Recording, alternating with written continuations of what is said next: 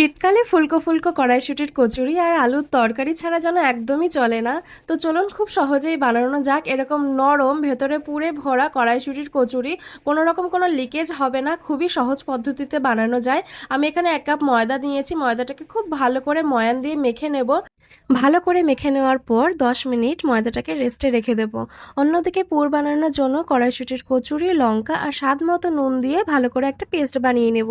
এবার তেলে কালো জিরে ফোড়ন দিয়ে সেই পেস্টটাকে ঢেলে ভালো করে কষিয়ে নেব। যতক্ষণ না কড়াই থেকে ছেড়ে আসছে বা ততক্ষণ ভালো করে কষিয়ে নিতে হবে। এখন ডো থেকে অল্প পরিমাণ লেচি কেটে হাতের সাহায্যে এইভাবে খোল বানিয়ে নেব। খোল বানানো হয়ে গেলে তাতে অল্প পরিমাণ পুর দিয়ে মুখটাকে খুব ভালো করে বন্ধ করে নেব, যেন কোথাও ফাঁকা না থাকে। এবার খুবই হালকা হাতে বেলে নেব, বেশি প্রেস করব না, তাহলে পুরটা বাইরে থেকে বেরিয়ে যাবে।